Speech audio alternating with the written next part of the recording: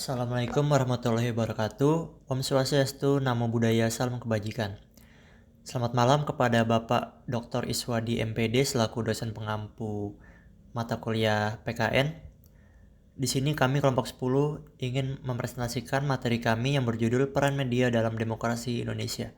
Kelompok 10 terdiri dari 3 orang, yaitu Muhammad Qadri Azizi, Dwi Bagus Perdana, dan saya sendiri, Rafli Muhammad.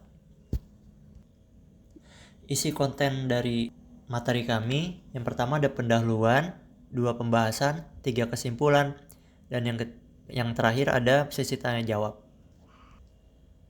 Selanjutnya pendahuluan akan dipresentasikan oleh Qadri. Silakan Qadri.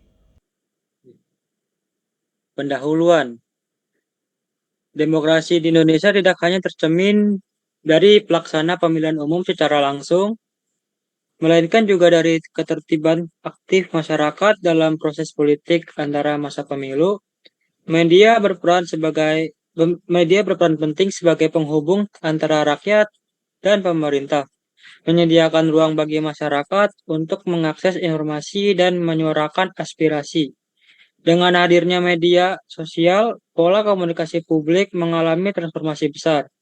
Masyarakat kini memiliki akses yang lebih terbuka untuk berpartisipasi, berdiskusi, dan mengawasi jalannya pemerintahan.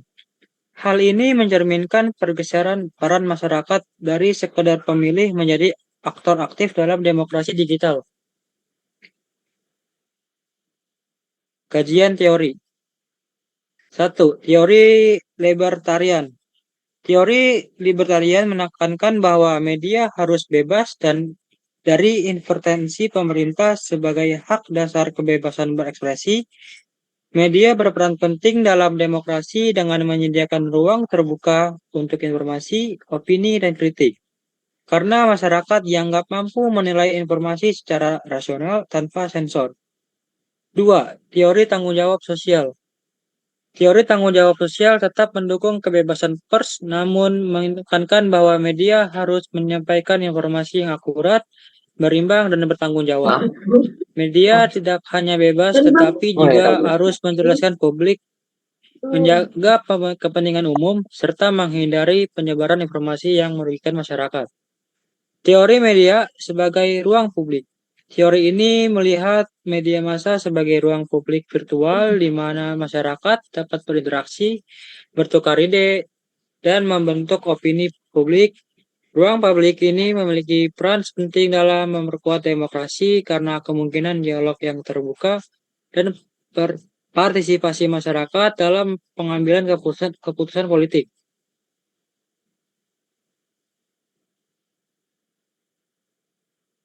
Gus. Ya. 2. Pembahasan. Peran media sosial. Peran media sosial dalam demokrasi. Media sosial telah berkembang menjadi ruang publik baru yang memperluas akses warga terhadap proses demokrasi. Platform digital seperti Facebook, Twitter, dan Instagram tidak hanya berfungsi sebagai alat komunikasi, tapi juga sebagai medium politik yang memungkinkan masyarakat menyampaikan aspirasi, kritik, dan opini secara langsung. Dalam pemilu 2019, survei menunjukkan 24,4% responden menganggap media sosial sangat berpengaruh dalam menentukan pilihan mereka. Sementara 37,8% menyatakan cukup berpengaruh. Data dari pemilu 2019 menunjukkan bahwa sebagian besar pemilih mengakui pengaruh media sosial terhadap pilihan politik mereka, yang menandakan bahwa platform digital kini menjadi salah satu sumber informasi politik utama bagi masyarakat. Tantangan demokrasi dalam era media sosial. Media sosial telah berkontribusi besar dalam transisi demokrasi di Indonesia dengan membuka akses luas bagi masyarakat untuk menyampaikan aspirasi dan menilai kinerja pemerintah. Ketersediaannya di berbagai lapisan masyarakat mendorong partisipasi warga dalam pemerintahan, menjadikan media sosial alat penting bagi interaksi antara rakyat dan lembaga negara. Namun, kemajuan ini dibarengi dengan tantangan serius, seperti penyebaran hoaks yang merusak kualitas demokrasi, Informasi palsu mengganggu kebebasan informasi yang seharusnya menjadi fondasi demokrasi. Oleh karena itu, meskipun media sosial memainkan peran vital, penggunaannya harus disertai tanggung jawab agar tidak merusak nilai-nilai demokrasi Pancasila. Dampak positif peningkatan partisipasi publik.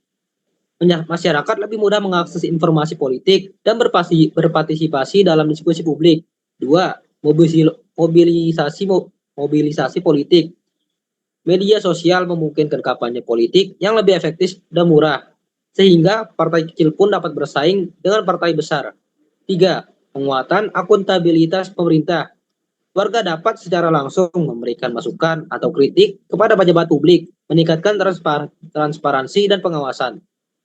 Dampak negatif, pertama, penyebaran hoaks dan informasi. Informasi palsu sering kali menyebar dengan cepat dan dapat mempengaruhi opini publik secara negatif. Dua, polarisasi politik.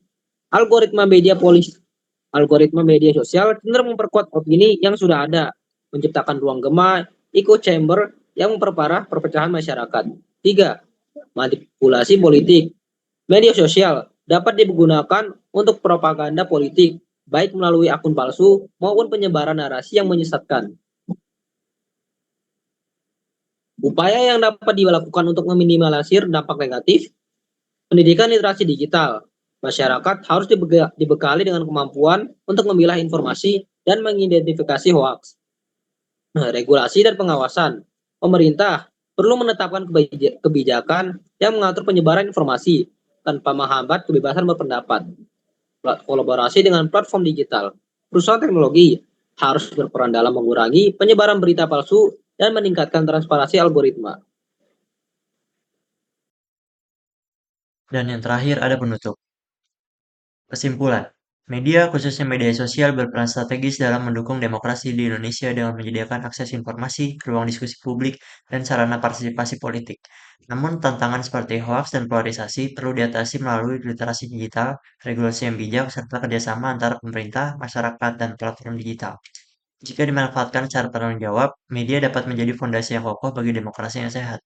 Media massa adalah pilar demokrasi yang sukses jika digunakan secara bertanggung jawab. Berikut adalah daftar pustakanya. Dan yang terakhir kita memasuki sesi pertanyaan dan jawaban. Yang pertama ada kelompok 1. Pertanyaan dari kelompok 1 adalah apa bentuk konkret peran media sosial dalam mendukung demokrasi di Indonesia? Jawaban dari kami, media sosial memberi ruang publik bagi warga untuk menyampaikan kritik, berdiskusi politik, dan mengawasi pemerintah. Pertanyaan dari kelompok 2. Apa tantangan utama media sosial dalam demokrasi saat ini? Jawaban kami, penyebaran hoaks dan polarisasi opini politik yang mengganggu kualitas informasi publik. Tanya dari kelompok 3. Mengapa teori tanggung jawab sosial penting dalam konteks media? Jawaban dari kami. Karena teori ini menekankan media harus akurat, berimbang, dan mencerdaskan publik. Pertanyaan dari kelompok 4. Bagaimana teori media sebagai ruang publik memperkuat demokrasi? Jawaban dari kami. Dengan menyediakan wadah dialog terbuka dan partisipasi masyarakat dalam keputusan politik. Pertanyaan dari kelompok 5. Apa dampak positif media sosial terhadap proses pemilu? Jawaban dari kami. Meningkatkan partisipasi politik, akses informasi, dan mobilisasi kampanye secara luas. Pertanyaan dari kelompok 6. Apa strategi utama untuk minimalkan dampak negatif media sosial? Jawaban dari kami. Literasi digital, regulasi bijak, dan kolaborasi dengan platform digital. Pertanyaan dari kelompok 7. Apa yang dimaksud dengan echo chamber dalam konteks media sosial? Jawaban dari kami. Ruang gema digital untuk memperkuat opini sejenis dan mempersempit pandangan yang berbeda. Pertanyaan dari kelompok 8. Mengapa kolaborasi antara pemerintah dan platform digital itu penting? Jawaban dari kami. Untuk mengurangi hoaks dan menciptakan ekosistem informasi yang sehat dan akuntabel. Pertanyaan dari kelompok 9. Bagaimana media bisa menjadi fondasi demokrasi yang sehat? Jawaban dari kami. Dengan menyajikan informasi akurat dan menjadi ruang partisipasi publik yang bertanggung jawab. Pertanyaan dari kelompok 11. Bagaimana cara menyeimbangkan kebebasan berpendapat di media sosial dengan menjaga kualitas demokrasi? Jawaban dari kami. Dengan menerapkan prinsip tanggung jawab sosial, meningkatkan literasi digital, dan mendorong regulasi serta kolaborasi yang bijak antara pemerintah dan platform digital. Pertanyaan dari kelompok 12. Apa peran literasi digital dalam menjaga kualitas demokrasi? Jawaban dari kami. Membantu masyarakat mengenali hoax, berpikir kritis, dan berdiskusi secara sehat. Pertanyaan dari kelompok 13. Apa kesimpulan utama dari presentasi tentang media dan demokrasi? Jawaban dari kami. Media, terutama media sosial, menjadi pilar demokrasi jika digunakan secara bertanggung jawab. Itu saja dari kami kelompok 10. Mohon maaf jika kami ada salah kata. Kami tutup dengan mengucapkan alhamdulillah dan assalamualaikum. Alhamdulillahirrahmanirrahim. Assalamualaikum warahmatullahi wabarakatuh.